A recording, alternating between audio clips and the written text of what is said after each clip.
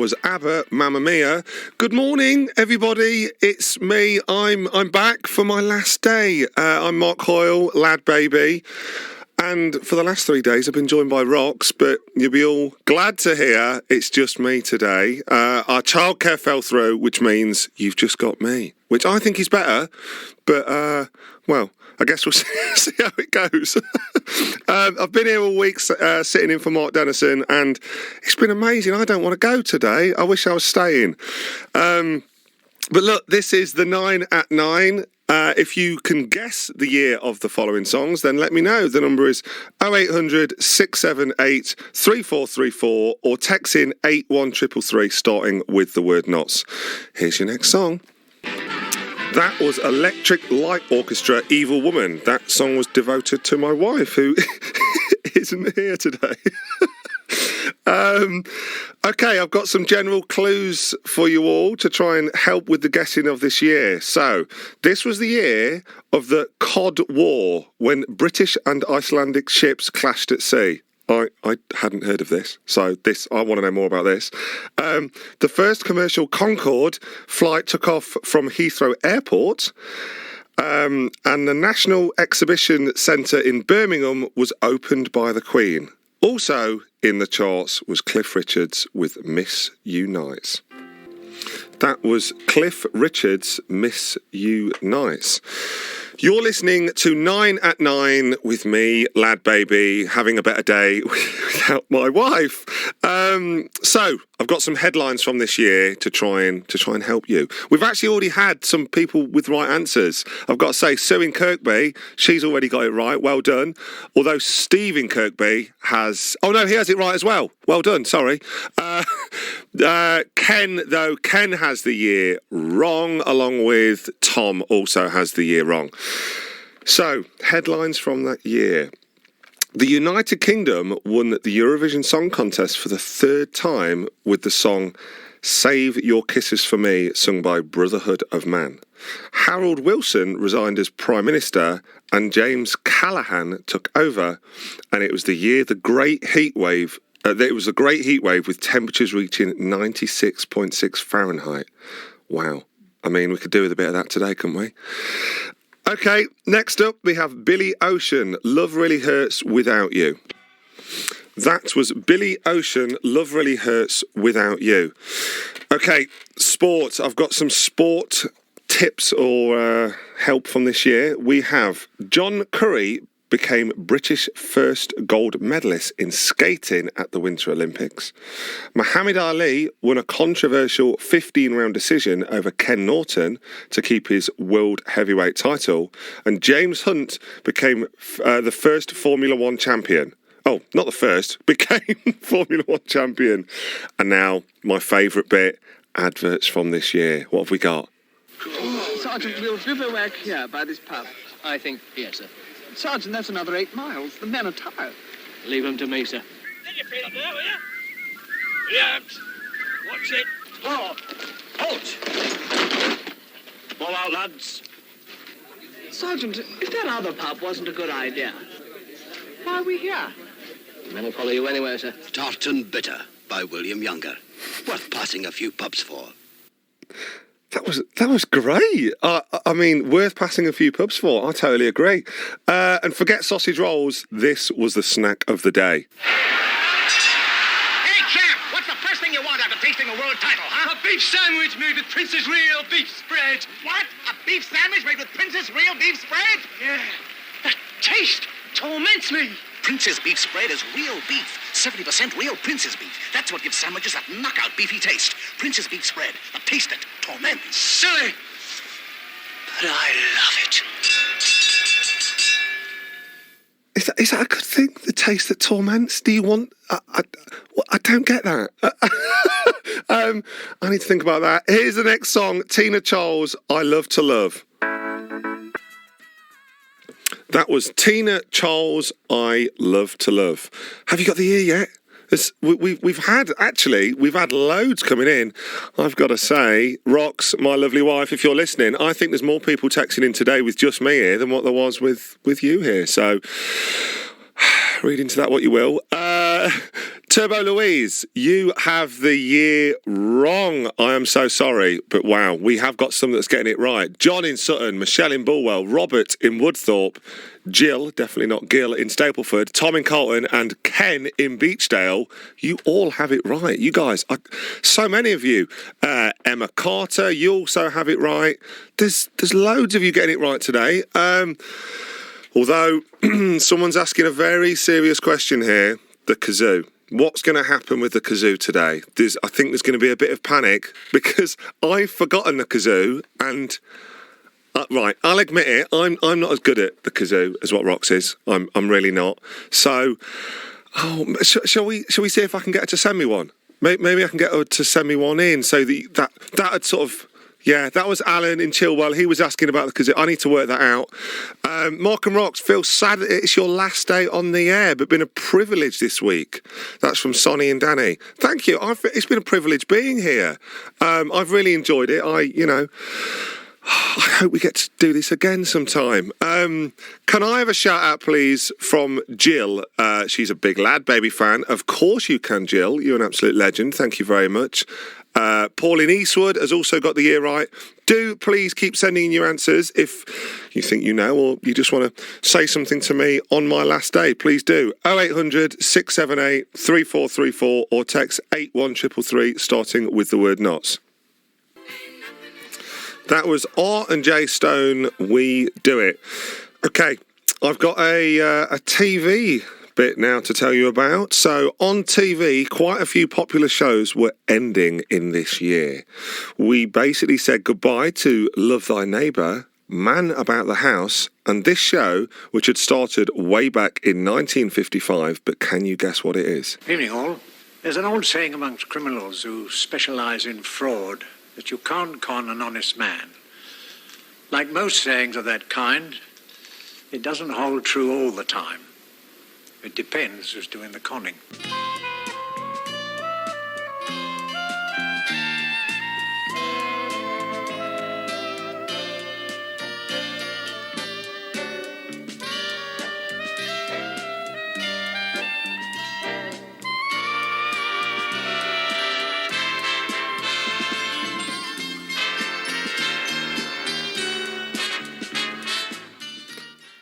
What was that? Sorry, I have no idea. I have never heard that before. I don't even know what it was for. I don't know what it was about, but you might. So if you do, please do get in touch. 0800 678 3434 or text in 81333 starting with the word knots. You're listening to BBC Radio Nottingham. Here is the next song, OJ's I Love Music. That was OJ's I Love Music. You're listening to BBC Radio Nottingham with me, LadBaby. So, despite me having never heard of that TV show, there is quite a lot of you that have, and quite a lot of you that have been messaging in, getting it right as well. We've got... wow, honestly, so many. I feel embarrassed now that I didn't know this. Joan in Snenton, Michelle in Bulwell, Dorothy in Sawley, Tony in Bestwood, Robert in Woodthorpe. I think this is the most we've had any day this week of people getting it right. I feel so embarrassed now. Emma in Ilkeston also got it right. There's so many. This is amazing. Right, let's hear it again. Evening all. There's an old saying amongst criminals who specialise in fraud that you can't con an honest man. Like most sayings of that kind, it doesn't hold true all the time. It depends who's doing the conning.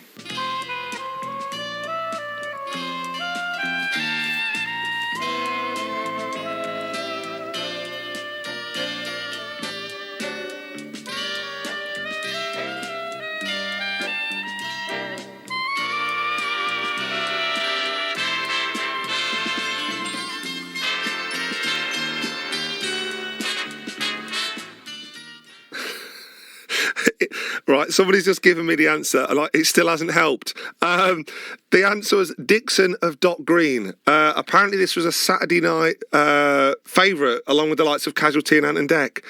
Am I right in thinking this was like some sort of cop show? It's not the Bill, is it? Or maybe it was. Maybe it was better. I'm so sorry. I've never heard of this. But well done to honestly so many of you got it right, including Graham in Hucknall and Sue in Kirkby. Obviously, though, this is all leading to what is the year? Can you guess the year? We've got lots of people getting it right on this as well. So who's got it right? We've got John in Mansfield working in Leicester. You have the year right.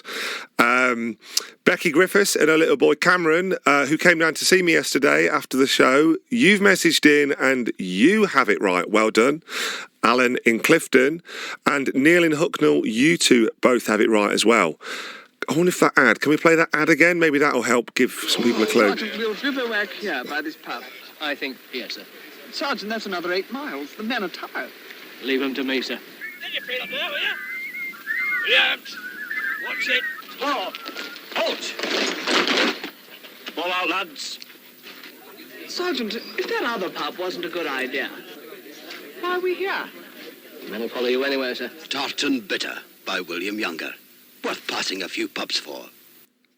Tartan Bitter? Is that still a thing? Is that still around? I don't know. Tartan Bitter. Yeah. I'm getting nods. It is Tartan Bitter. I've never heard of that either. Is that still around? Does anyone know? Sorry, I'm terrible at this year. Well, the number one is coming up. You've only got a few minutes left. Get your answers in. The number to call is 0800 678 3434 or text in 81333 starting with the word knots. Here is the number one from the mystery year, 4 Seasons, December 63. That was the 4 Seasons, December 63. And I've just been told Frankie Valli is coming to Nottingham. He's doing Nottingham Arena on the 7th of July. So, get along to that if you can. So, have you got the year right? Do you know it? We've had lots of people coming in on the messages. We've had Pat in Mansfield. Unfortunately, Pat, you have it wrong. But who else has a year wrong? Debbie in Dundee, you also have the year wrong. And she also says she's missing my wife today, Rox. I don't know what you mean. It's better without her, isn't it? Hi, LadBaby. Loving your show. Mick in Bingham. And he also has the year right. Sandra in Ed Walton also has the year right. There is a few getting it right now. Roy in Hucknall also has it right. Who else has it right? Let's have a look. Been good listening to you all week. Well done, Mark and Rox. There's no name on that, but thank you for the message. And you have the year absolutely right. So, the year. What was the year? It was, of course, like I knew it, 1976. Well done to all the people that got it right. I had no idea today, but it was amazing, and lots of you did, including Steph in Stapleford, Graham in Hucknall. I think this is the most we've had all week. Everyone's got this right, and I've got it wrong. We've also had some fan mail come in for me. Oh yeah, check this out. Listening to you today live from home. Rest of the week I've been listening back, but today it is live. Loving having you on the radio as hosts. That's Danny. Thank you very much, Danny. It's been amazing being here. Can we get a shout out for Sarah Phelps in Missouri, USA from Emma? Missouri, USA. Is someone as far away as that listening? That's amazing. Thank you, if so. Hi, Mark and Rox. Have absolutely loved listening to you on the radio this week. Please, can I get a shout out? Love you both from Emma. Of course you can, Emma. Thank you for listening. Right. Okay, bringing it back to 2020, here is a new one from James Blunt and Ward Thomas. You're listening to BBC Radio Nottingham. I'm Mark Coyle, aka LadBaby, and it's my last day. I don't want to go. I've really enjoyed it, although there's a highlight for me coming up today. I am going to be learning how to do football commentary from Colin Frey, the man, the legend.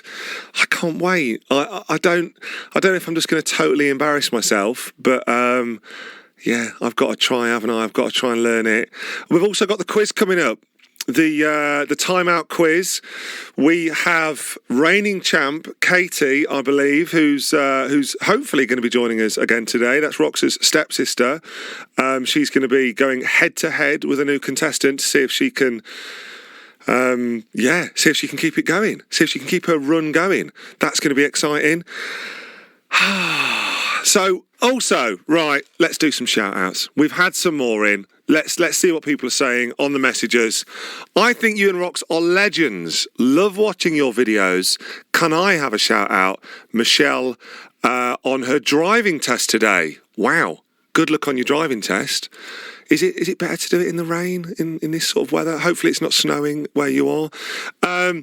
In the words of Rox, December 63, now that was a tune. Yeah, that was what we played previously. You're absolutely smashing it this week, Mark. Why, thank you. I haven't listened to the radio for over 20 years. Oh, sorry, Radio Nottingham. Although at least they're listening now.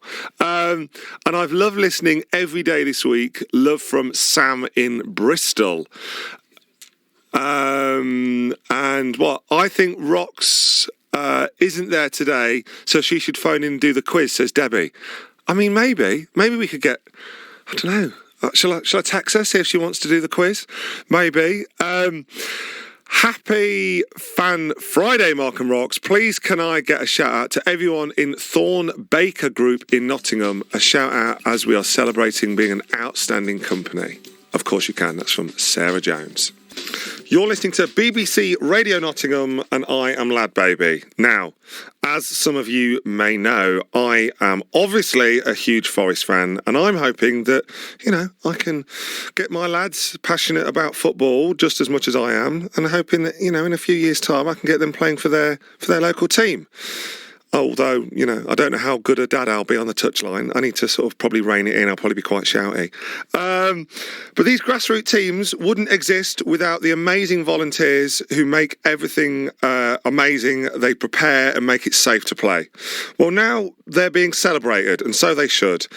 And there's nominations are officially open for this year's McDonald's Grassroots Football Awards. Here to tell us more about why people should get involved are two football legends, Martin Keown and John Hodgson. Are you both there?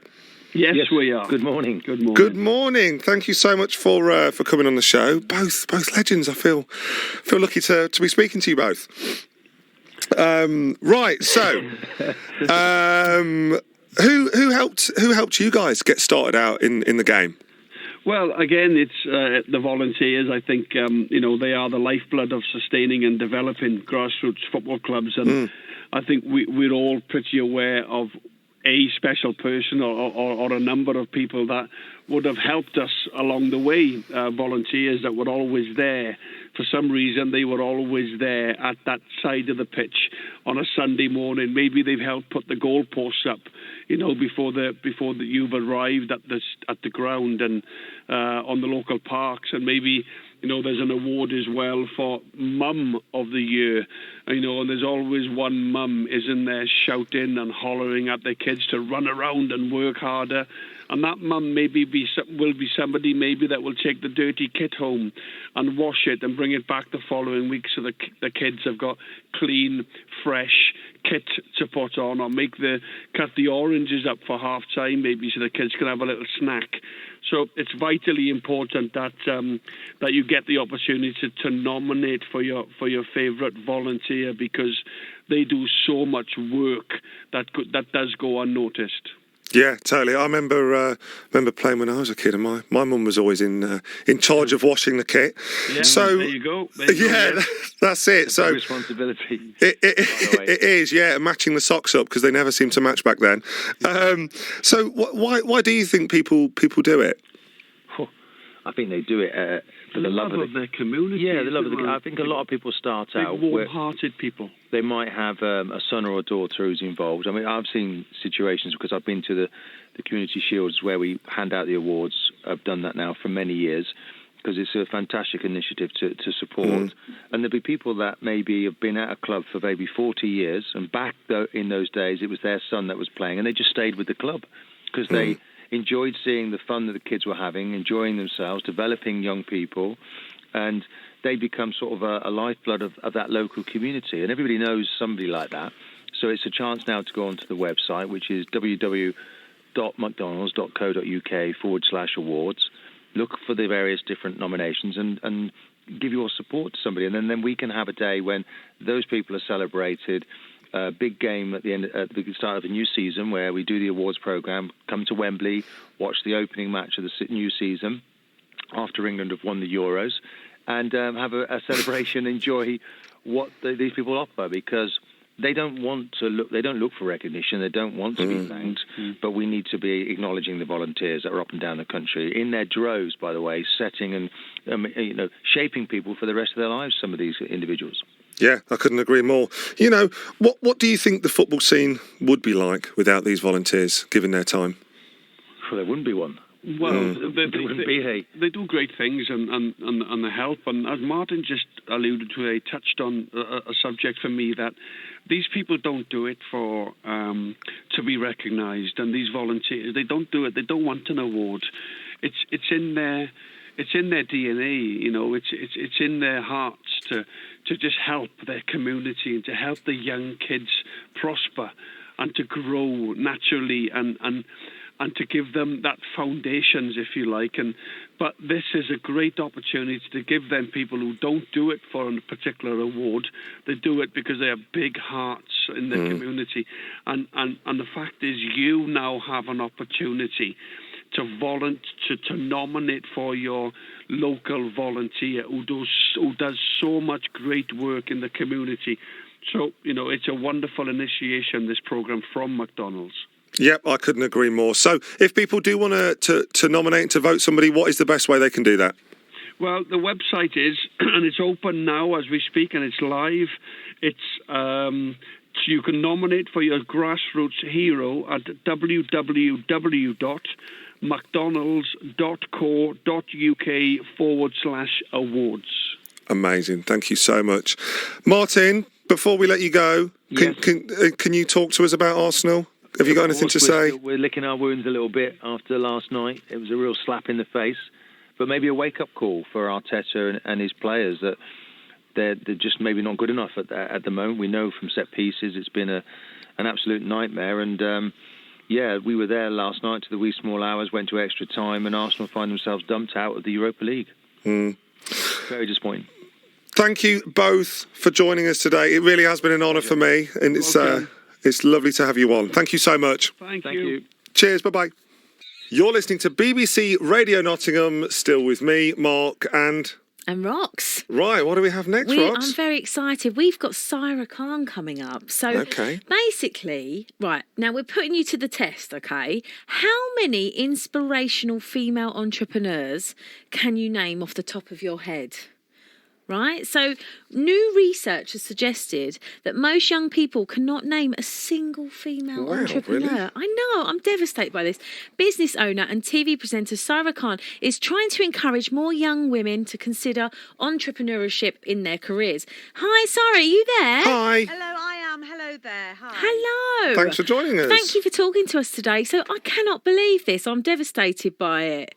I know, this is really shocking kind of research. Basically, they interviewed over 2,000 young people and 2,000 parents on this whole notion of female entrepreneurship. And the research throwed up the result that most young people, 81% of 11 to 18-year-olds, cannot name a single female entrepreneur. Now, we're in 2020. We've had shows like The Apprentice and Dragon's Den. And when I say to you, we have got amazing women business leaders in this country, it's a real shock that our young people can't relate, can't name them. People like Stella McCartney, Jacqueline Gold, Martha Lane Fox, Michelle Mone, Jo Malone, Victoria Beckham, Anya Hindmarsh, Linda Bennett, who started LK Bennett.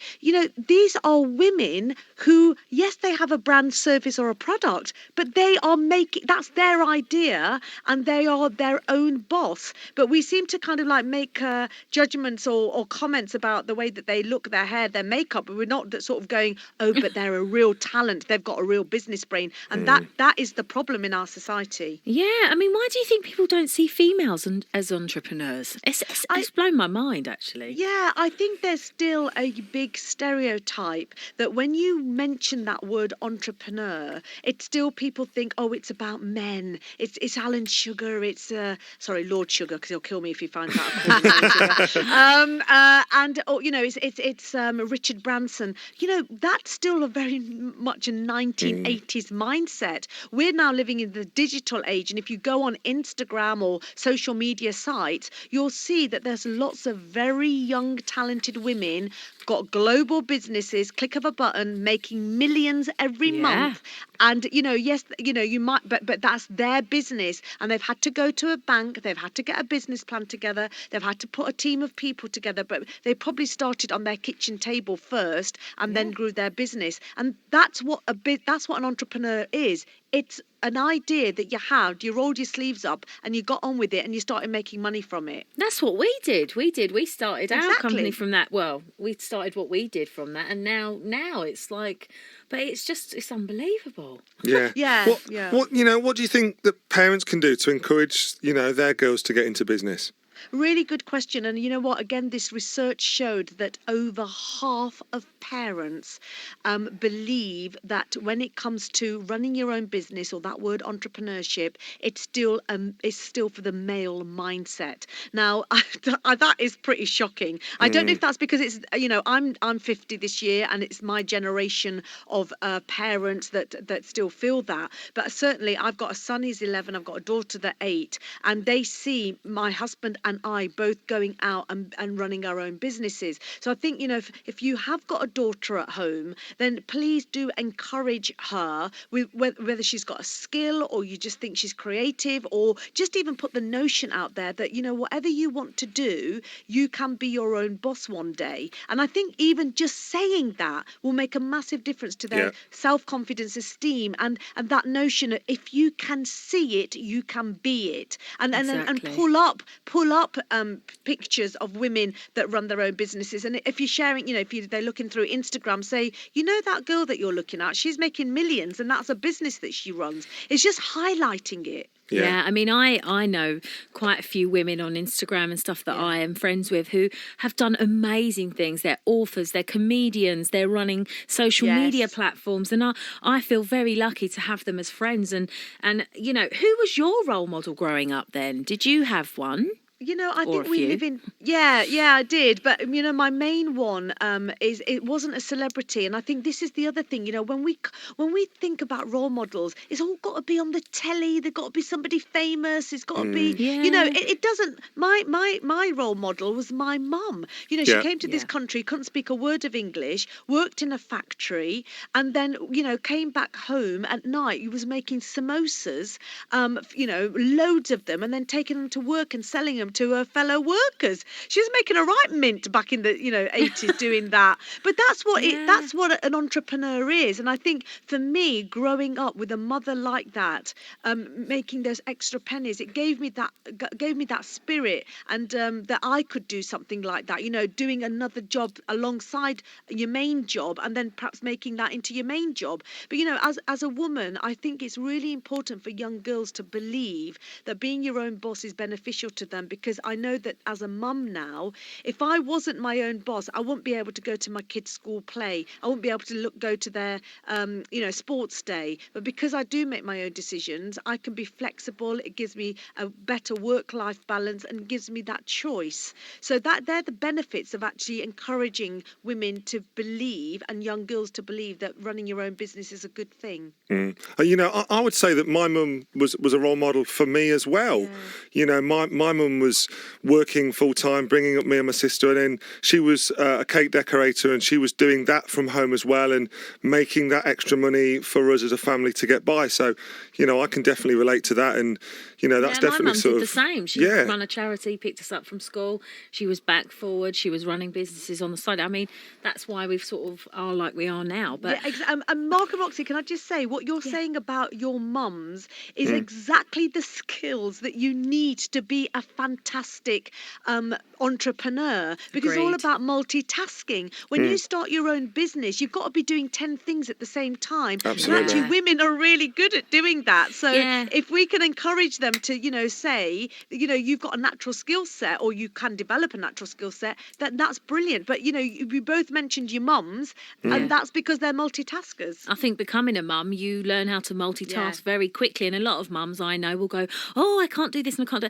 And actually, you're doing it. You're just doing it, and you're doing it well. So that's what women bring better than I would say. I think women just need more confidence and self-belief, and they need to be. It needs to be pointed out to them a lot more. That woman is being really successful, not because of the way she looks, but because she's got a talent and she's savvy and she's going out there and making her own money. We just need more of more that, encouragement, isn't it? And more kind of lifting and highlighting. And celebrating that. So, what more do you think can be done to inspire young people to take this route then?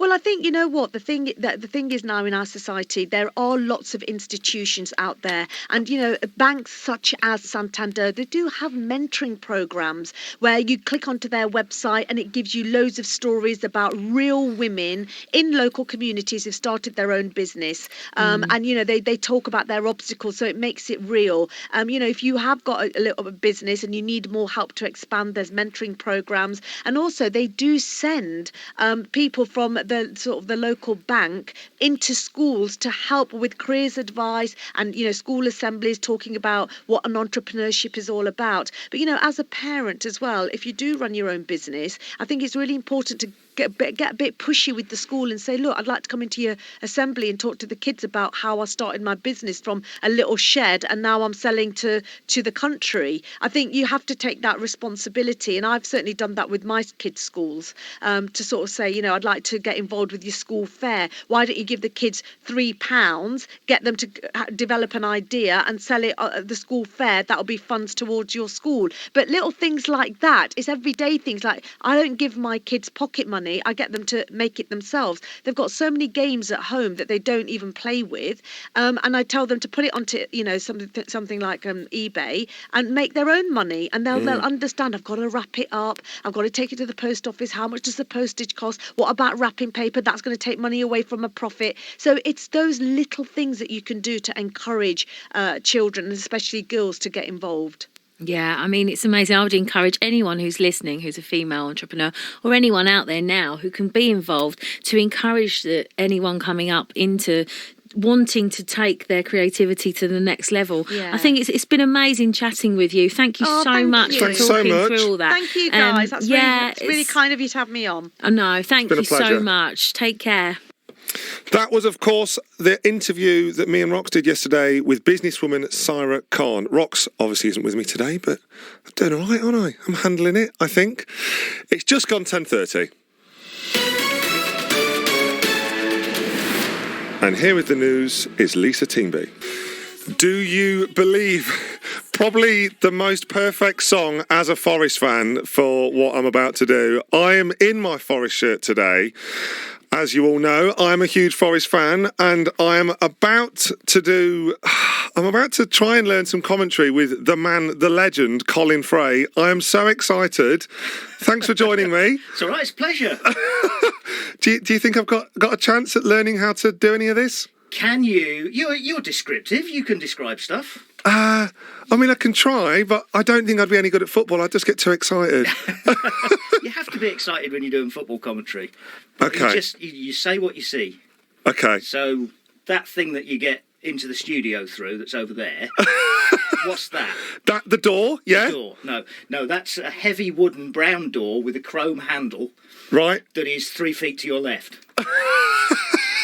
I would be terrible at this, honestly. I'm not any good at it. What do you think makes a good commentator? Really, that being as descriptive as you possibly can be. I think that the main key to commentary is just remembering that you're the eyes of people who are not necessarily there. I know some people do listen at the ground. Yeah, I do. Yeah. But really, you're there to be the eyes of people who can't see the game, and so as descriptive as you can be about everything you can be, and not necessarily just about where the ball is on the pitch, although that's crucially important. You have to be pretty exact about where the ball is. But just in terms of, describing, Chris Packett might blow across the pitch, or what colour boots somebody might be wearing. Or are you as descriptive when the goal goes against you? Or do you just kind of go, yeah, it kind of went in? Yeah, sort of went in. No, I try to be. Definitely try to be. Yes, but I will usually, from our perspective, doing the job that we do on local radio, where we are looking at it through the eyes of one team particularly, you would try and, if there's a goal against, you would probably be looking more at what happened defensively to let the goal go in, rather than necessarily focusing on, if it's a brilliant goal, then it's a different kettle of fish. But, you'd look at it, you'd analyse it more from a Forest perspective than from the opponent's perspective. Sure, definitely. sure. The reason I think I've always listened to you while I've been doing it is because obviously I know about Forest, but I kind of nearly always don't know about the opponent, and I think it's good. The reason I do it is so I learn the other players and what they're good at, and I sort of get that insight into the other players. Yeah. Is it hard to remember all the names? And well, that's where that comes in, because that's the way I do my. I obviously do research on the players before the game starts, but then I make little stickers of them all and put them in the formation. Oh wow! So that they're all in front of me, and I know roughly where the players should be on the pitch at the right time. And so is that telling you all the stats and everything about where they've come from and who they played for and how many goals they've scored and all that sort of stuff is all sort of in front of me on the desk. How long do you have that about every player then? Wow. Yeah, every player in the squad, and then obviously you just find out who's playing on the night and just put your little sticky labels on your little bit of paper. And what it's about all high tech here, But what about how to pronounce their name? Well, that's a combination of a little bit of experience, and so knowing the players who've been around a long time, a little bit of research in terms of talking to the guys from the other local radio station that covers the team, and on very rare occasions, a bit of guesswork. just on YouTube, trying to hear somebody else do it. Okay, well, I think am I going to try and have a go? Is that what we're going to do here? I think we should. I think it's going to be so embarrassing. The plan should be to have it. Just remember, say what you see. Say what you see. Describe what you can see in as much detail as you can. Okay, so I've been given the clip of is this the Forest goal? Is this? Oh God! From Cardiff on Tuesday night. Yeah. Okay.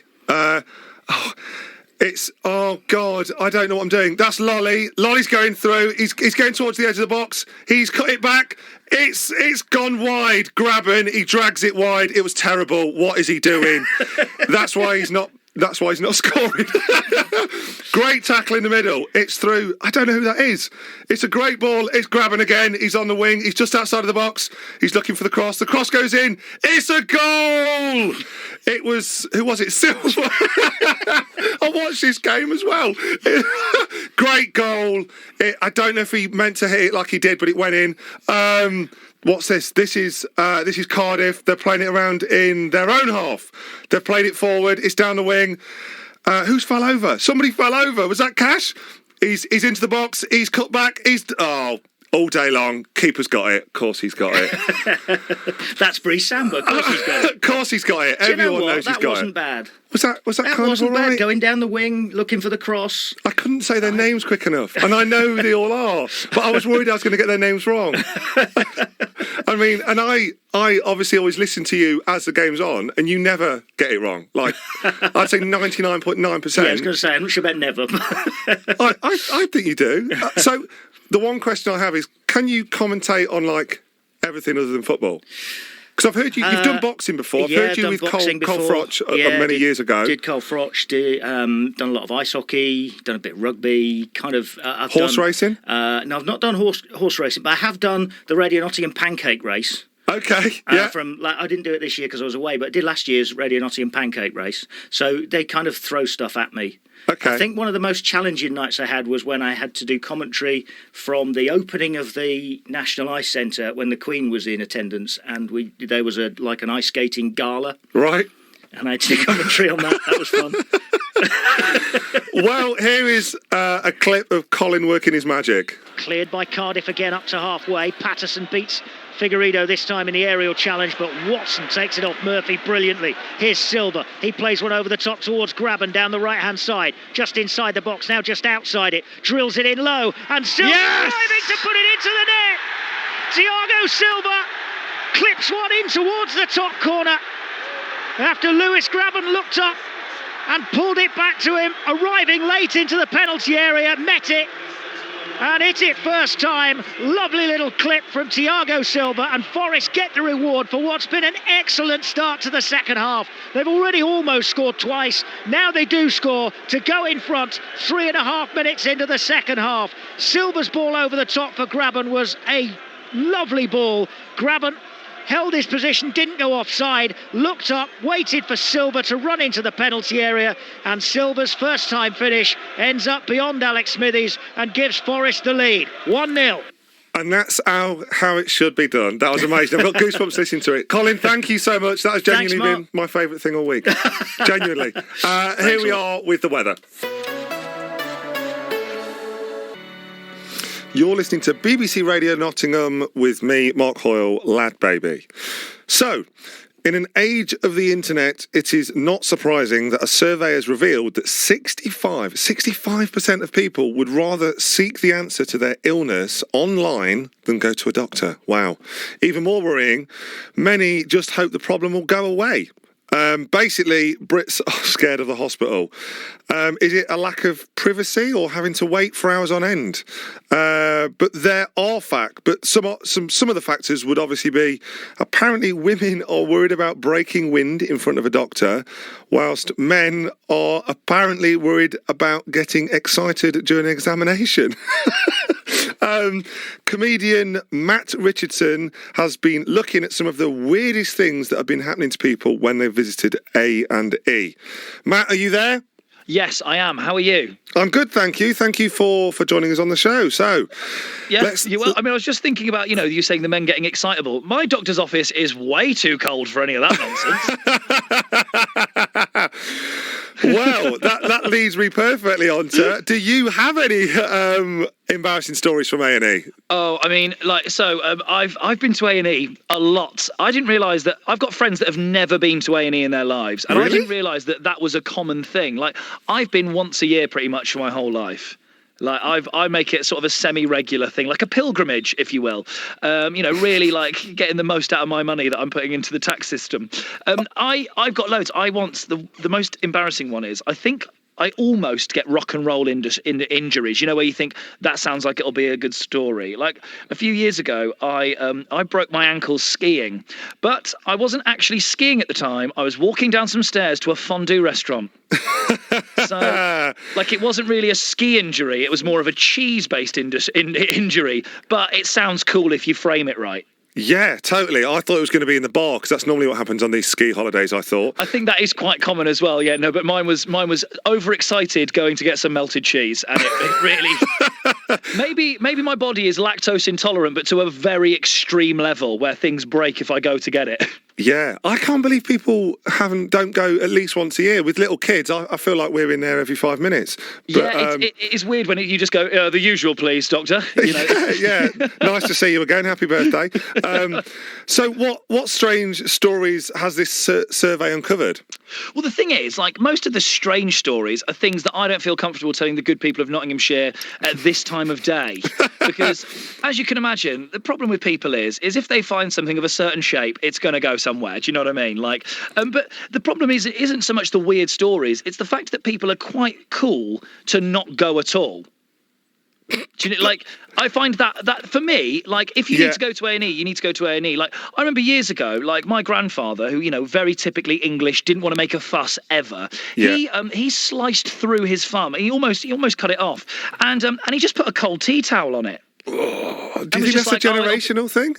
No, you know what I think? I think it's a British thing. I think we're so apologetic about our own existences, we don't want to cause a fuss, even if, say, we've lost a limb.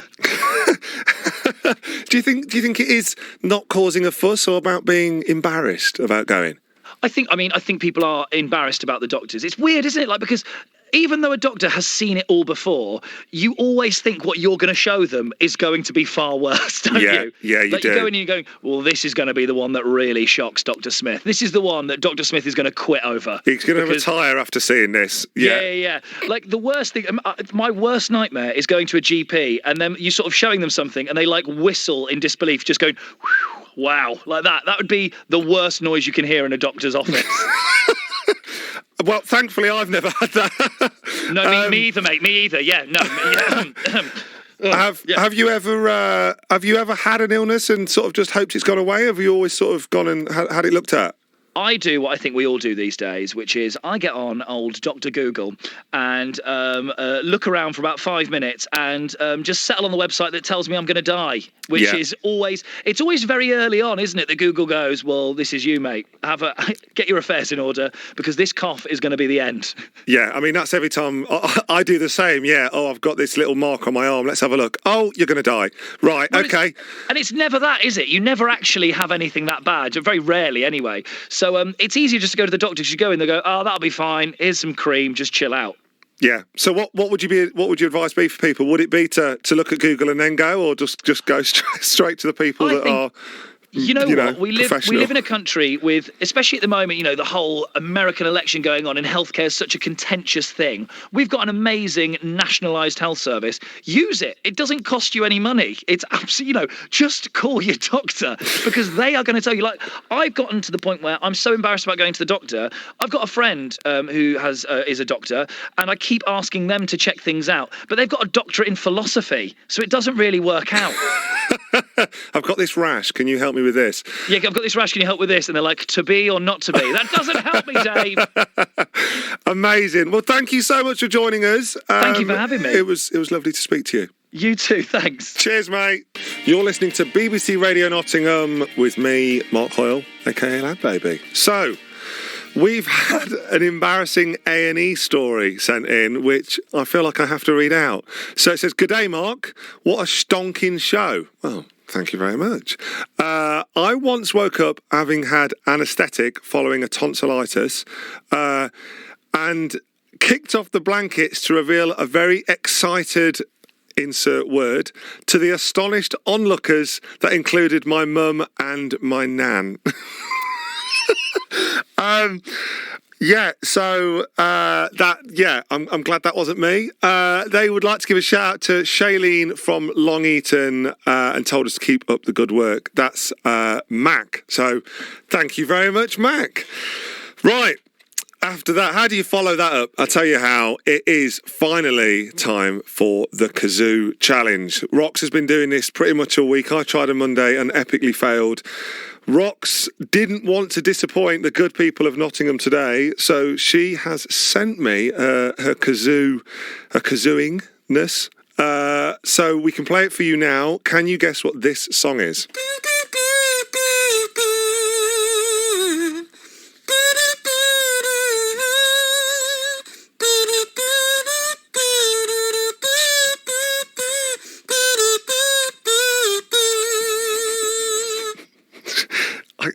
I still get surprised that she loves kazoo so much. If you know that, let us know, but let's hear it one more time.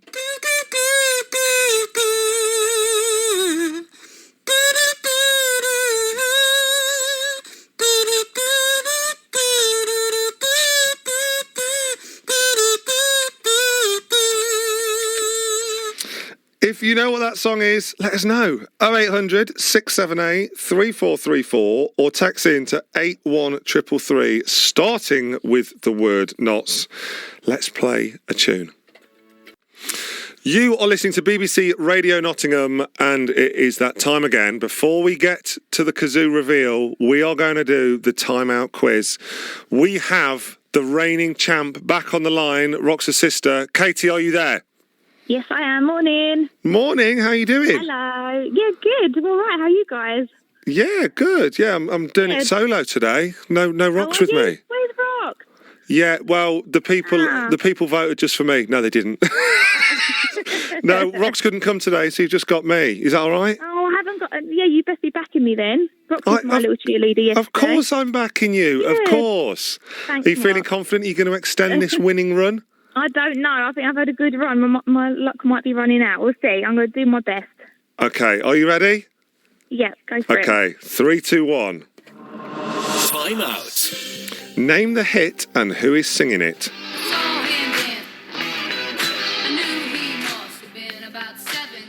Is that you guys? I love rock and roll, but it's not you guys. I don't know who it's by. Which of these is not a carry-on film? Doctor, Taxi or Camping? Taxi. Which boy band is singing this? Truth backwards. Truth. H-T-U-R-T. Who sang with Camila Cabello on this song? Ed Sheeran. Name something you can play. The kazoo. Name the show from this theme tune.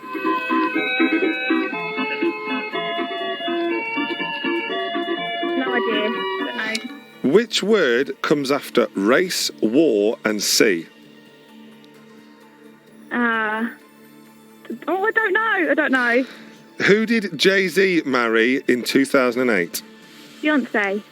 Who succeeded Prime Minister James Callaghan? Oh, I don't know. Oh, no. Go, keep going. Name a colour on the German flag. Black. That was all right. I think you did well there. That wasn't so good. Well, it doesn't matter about being as good as yesterday. It's about being... I know. Better than whoever's coming next. Exactly, better than our phone in. So you got 7.5. Oh. That's good. Who's the original Sausage Roll song by? Yeah, I'm disappointed you didn't know that. Joan Jett. No, I couldn't. Oh, okay. It was, of course, Joan Jett. I knew Britney Spears had done it, but obviously it wasn't her. And us, of course. And you. I thought of you first. Of course, I'm glad. Right, okay, well done. We've got a song and then we're going to see you up against. All right, thank you. Cheers. You're listening to BBC Radio Nottingham and we are back for the second half of the Time Out quiz. You just heard that Katie got 7.5 and that song, Sisters Doing It For Themselves, might have been a bit of a clue because who do we have on the line? Hello, it's me, I'm back. It's Rox. Yeah, Rox, we have been inundated with messages of people saying that the show's better without you.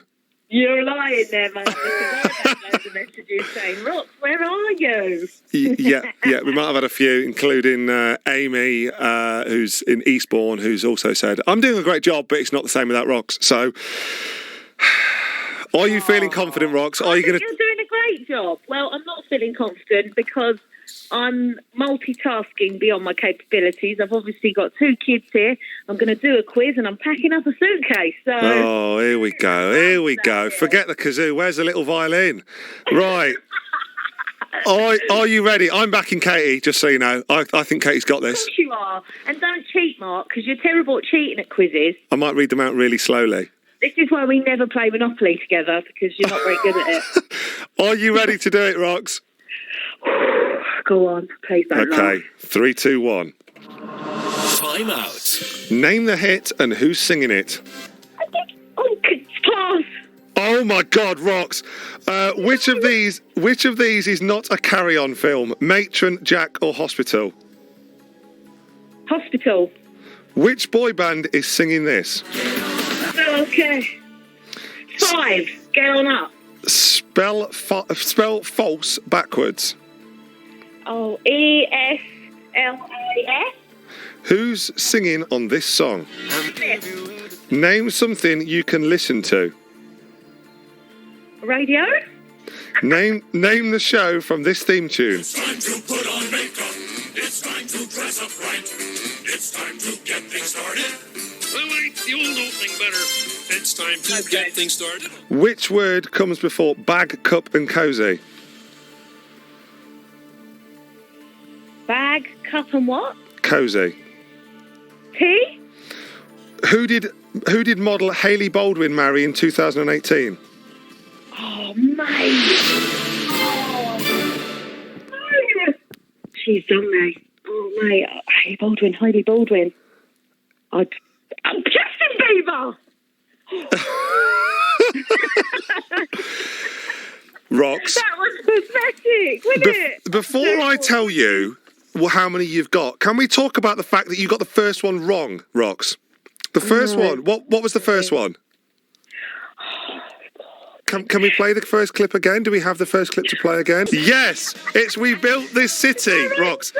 We covered that flipping song and you didn't get it right.